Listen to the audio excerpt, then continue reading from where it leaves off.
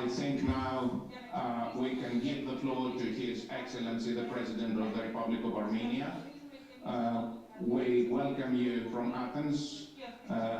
We would like to thank you very much indeed for accepting this invitation, Mr. President. The floor is to you.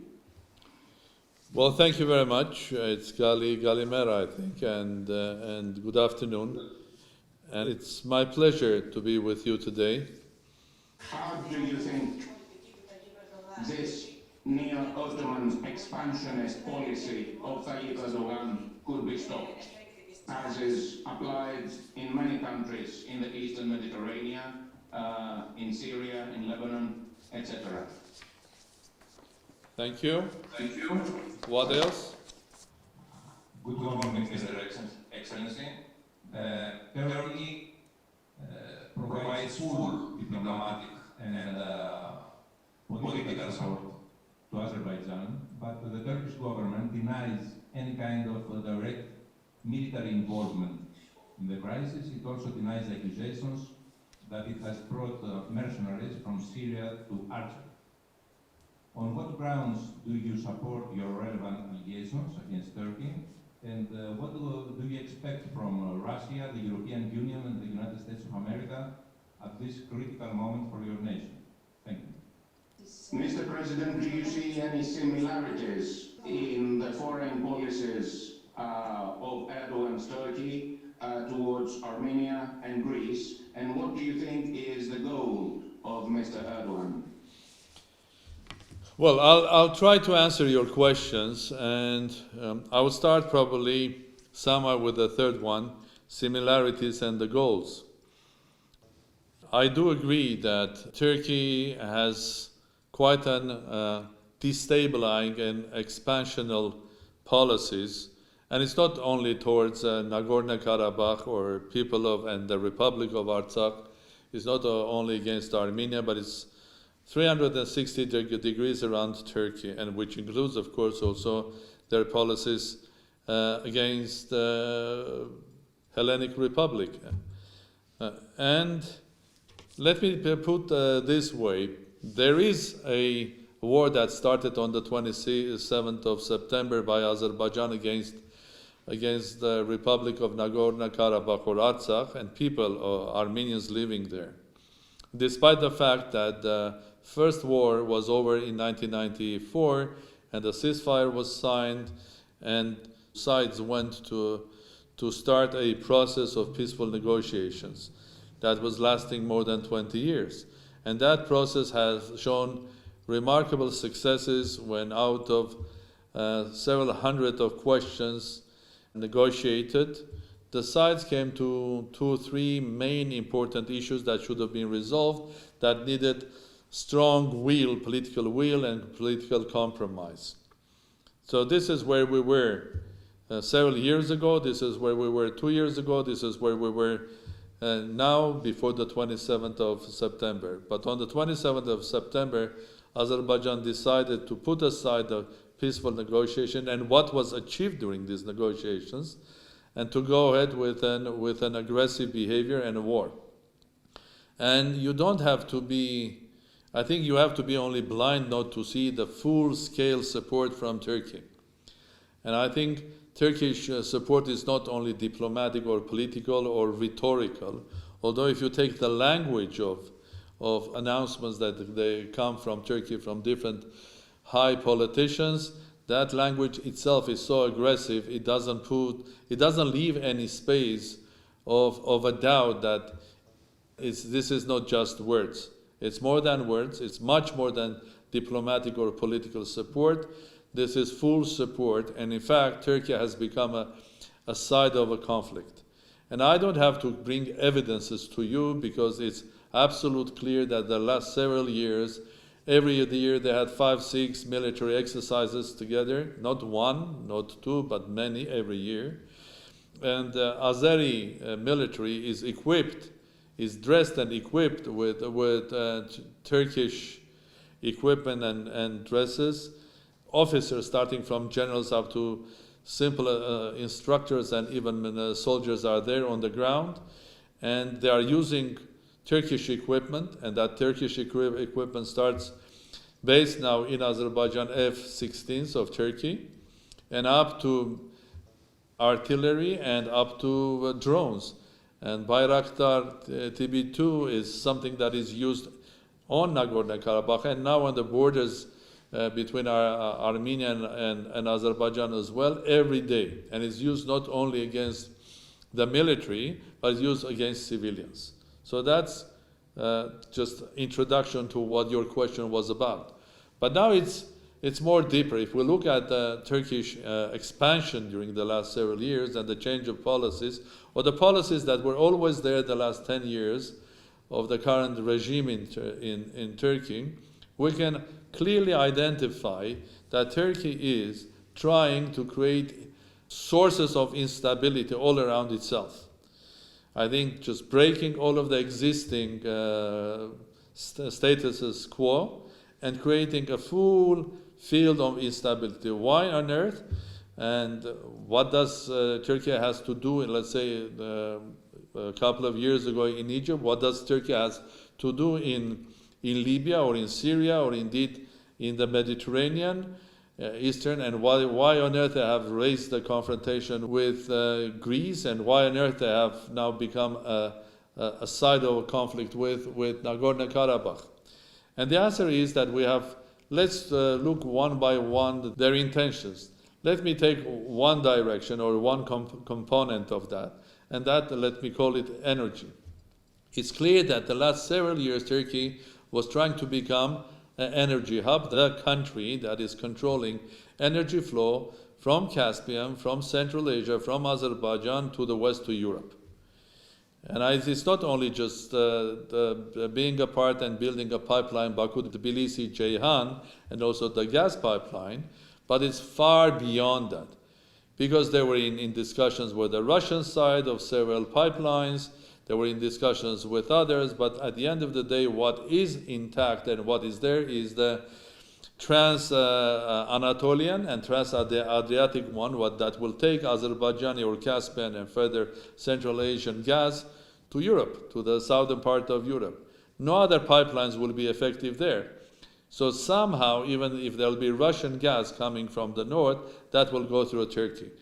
Now it's much more complex because becoming a side of the conflict between Nagorno-Karabakh and Azerbaijan and the fight of Azerbaijan against Nagorno-Karabakh, Turkey is physically there in Azerbaijan with the pretext, you name it, I think they come, they are ethnic brothers, they are PKK fighters, I don't know where did they find one even of these fighters, or indeed saying that they are there to protect international logistic pipelines, which is another nonsense. That pipelines are there around 20 years and no one Armenian bullet from Nagorno-Karabakh was shot towards that direction.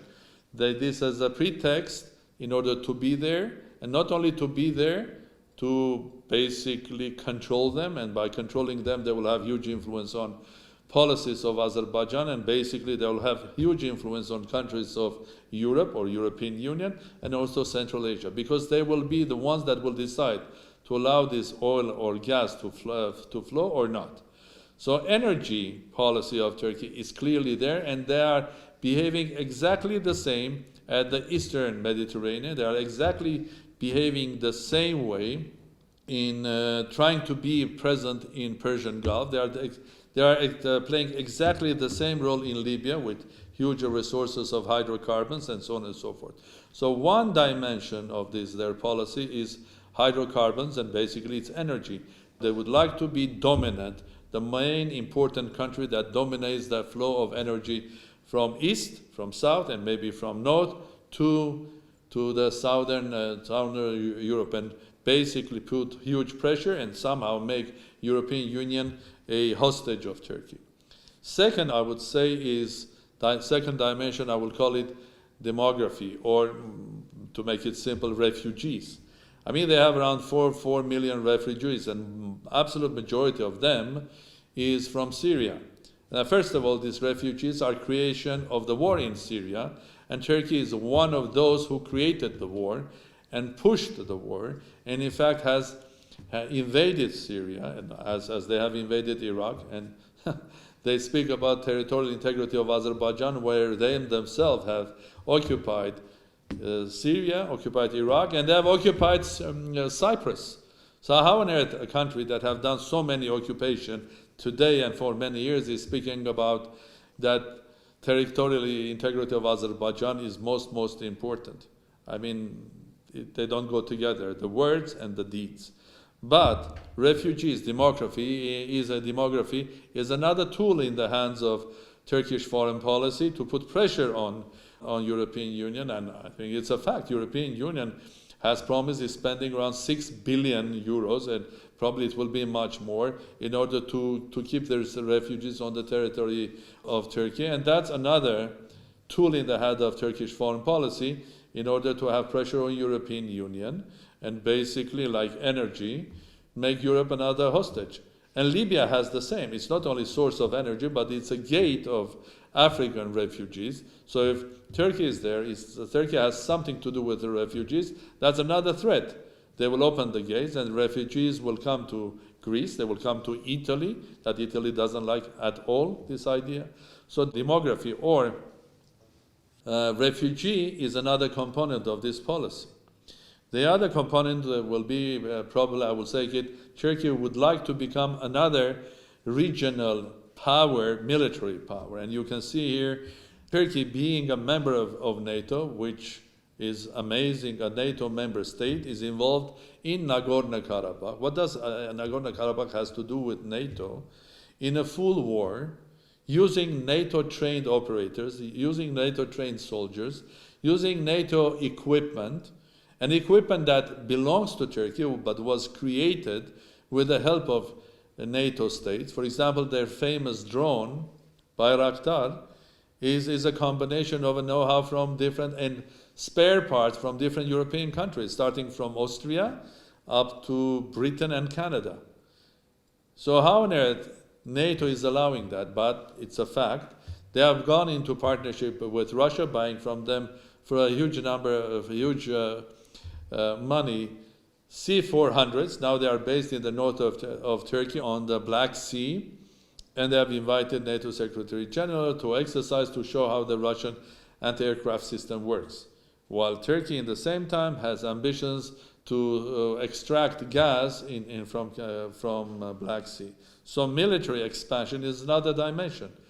So military expansion, energy, refugees brings to another expansion, which is the political one. And this is where Turkey will use all of that in order to pressure Russia, in order to pressure European Union, and in order to pressure United States, a leading country in NATO, and a leading global superpower that has many things to say in the Mediterranean and in the Persian Gulf and in Europe. So that's another one. Now, why Turkey is doing that, you can have, or analysts can come with many theories, and one of them could be probably internal situation in Turkey. If you go back 20 years ago, Turkey's economy was growing very fast. A lot of multinationals were interested in investing in Turkey. But recently, it's the other way around. The multinationals are coming out, the economy is going down, but the nationalism and pro-Islamic ideas, extreme Islamic ideas, are growing very, very fast. And as a result of that, what we see is Turkey is using Islam as well, and extreme Islam, again, as a tool in their basket of foreign and internal policy. And that's why we saw Turkey supporting Islamist jihadists in Syria, and that jihadists then were traveling to the same jihadists with the support of Turkey, started traveling to Libya, and now from Libya and Syria they are traveling to Armenia. And they are, the first Karabakh war, which was early 90s, there were some fighters from Afghanistan, there were some guys from Pakistan and elsewhere. But it's the first time that these Islamist extremist fighters, terrorists, are brought to the region by a state. So it's a state-organized terrorist groups organized by Turkish side. So there's a big difference when there are individual fighters or groups, and there's a big difference when it's organized by a state. So that's another tool, as I said, in the basket of different tools that is used by Turkey. Now, when it comes to Armenia, I think why Turkey is in Azerbaijan, I mentioned several things. Bullying the neighbors, bringing Islamic terrorists, creating instability, and that instability will go towards the borders with Russia, towards Iran, tomorrow maybe to Central Asia. But in the case of Armenia, there is also specific message. Message number one is telling Azeris that, well, you couldn't handle this issue with Nagorno-Karabakh. We are here. We don't care that Armenians were living and were a part of Armenia for thousands of years. We are here to do your ethnic cleansing job for you. And the second one is saying, we know how to do it because we did it 105 years ago at the end of Ottoman Empire in Western Armenia, and that ethnic cleansing ended up with 1.5 million Armenians dead and a huge Armenian diaspora created worldwide. But nobody asks a question. When there are some of the Turkish politicians or analysts are saying, where is the evidence of the Armenian genocide? So first of all, there are hundreds and thousands of evidences, from politicians up to ambassadors, up to photos, and so on and so forth. And the simple question should be asked here. First, Armenians were not the only nation that was ethnically cleansed from that territory. What about the Greeks? Second, there were millions of Armenians living in eastern Anatolia or western Armenia. They were living also in Istanbul. They were good citizens. I am speaking about the hundreds of thousands only in Istanbul. They were creators of palaces, tradesmen, members of the parliament. They all were killed. And before the First World War, in Los Angeles, in California, there were probably around 10,000, 15,000 Armenians living. Today, only in Los Angeles, it's 1 million of Armenians. Where did they come from? Are there aliens? No. There was the ones that had to run from them home in Turkey. And to end up, some of them in California, some of them in New York, some in Argentina, very big number in Russia, in Middle East, in countries that have Islamic faith, and these people took Armenians as their brothers, like in Egypt, like in Lebanon, like in Iraq, and many other countries of the Persian Gulf. So this is what we face today. And what we have to do, and I'm directly addressing to all of our colleagues, starting from international organizations, starting from United Nations. Today there will be a meeting at the Security Council of the United Nations. It will be closed, and permanent members will be there, and I'm addressing and I'm asking those who are attending that meeting to come out from that meeting with clear understanding of the conflict, and also with clear announcement, basically stopping the war there, clear and very strong announcement that ceasefire is absolutely necessary, and a strong message towards Turkey, get out from that conflict. This is what I expect from United Nations. And I expect also from NATO to make it clear that you cannot be a member of an organization that has completely different goals that were announced worldwide when it was created and behave like a cowboy in Caucasus and elsewhere. That's another thing. And from the three leading members or the co-chairs of the Minsk group, the message is clear. Let's get rid of Turkish involvement in the conflict, have a ceasefire, and bring back the side, which is Azeri side, and Republic of Artsakh or Nagorno-Karabakh back to the negotiating table. Negotiating table of one of the most prestigious organizations, OSCE, Minsk Group, and with the co-chairs. And you cannot find anything better than that. United States, France, and Russia. This is the message to everybody. And please remember that people in Nagorno-Karabakh, in Republic of Artsakh, are fighting for their homes. They are fighting for their heritage. They are fighting for the land that they used to live for thousands of years. They are fighting for their Christian faith.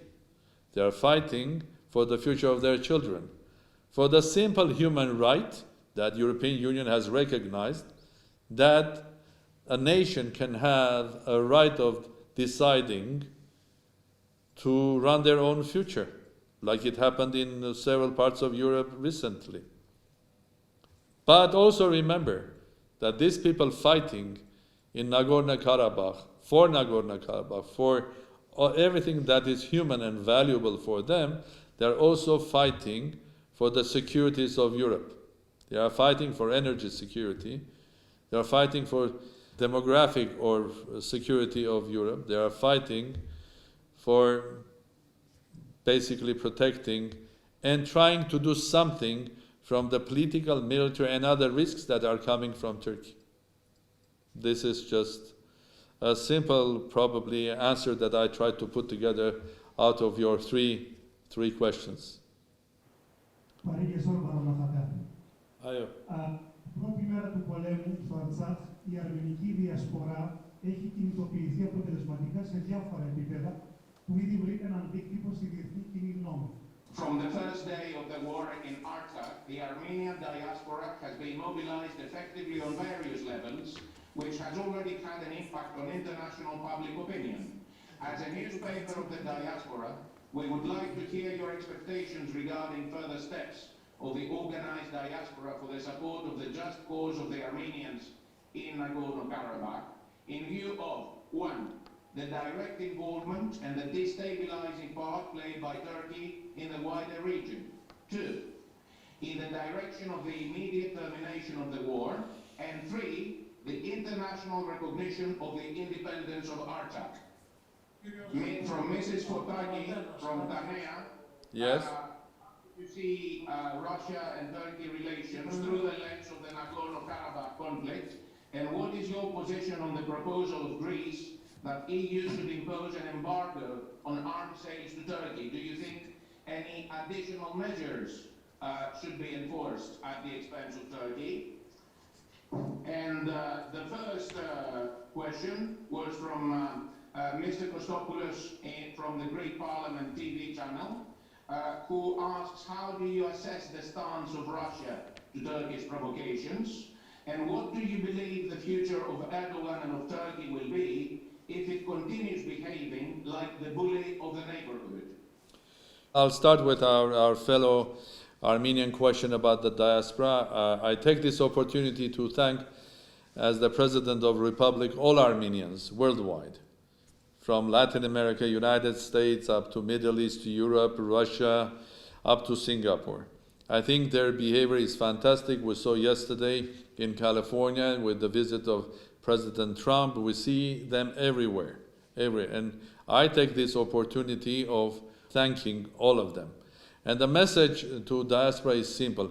It's not even a message. I know why our friends and brothers and sisters from diaspora, for them is so sensitive. It's not only it's their homeland, it's not only Nagorno-Karabakh is another piece of Armenian land and history and heritage and culture, but also the fact that the involvement of Turkey here completely changes the situation, because for every Armenian today, even though those who are 16 years old, and it doesn't matter where they live on this planet, for them, any involvement in a war against Armenians by Turkey reminds you automatically the genocide. And this is something that the whole nation cannot accept. No more again. And I think I would like to remind that Armenia is maybe a small state.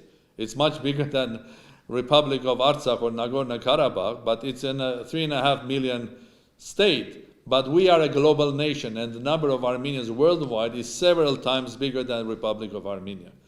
So thank you again, our brothers and sisters, and of course your help in any way, any form is highly appreciated.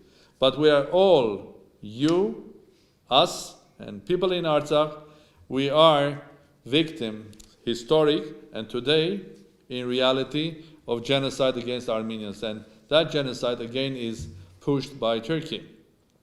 Now coming back about recognition of Republic of Artsakh, Armenians, especially in Artsakh, have shown several specific cultural and human behavior. Let me give you one. Armenia as a state has not recognized until today the independence of Nagorno-Karabakh because it gave a chance to the peace process that started with the first ceasefire signed in 1994 to succeed. And we said, we will not recognize it, let's negotiate, and whatever the negotiations will bring up to a final solution, that will be it. So we will not like to undermine the peace process by recognition of Nagorno-Karabakh. But if this story continues and will not see that Azerbaijan is ready to come back to the table of negotiations, then Armenia will not have any other chance to recognize it and to ask all of their Armenia's friends and Armenians' friends to do the same thing. That's the answer to that question. Now, the proposal that came from Greece about embargo on selling arms from European Union and NATO countries to Turkey is absolutely logical. Well, if these arms that are sold to Turkey were used against aggressor, terrorists, international terrorists, Islamic terrorists, I would have understood.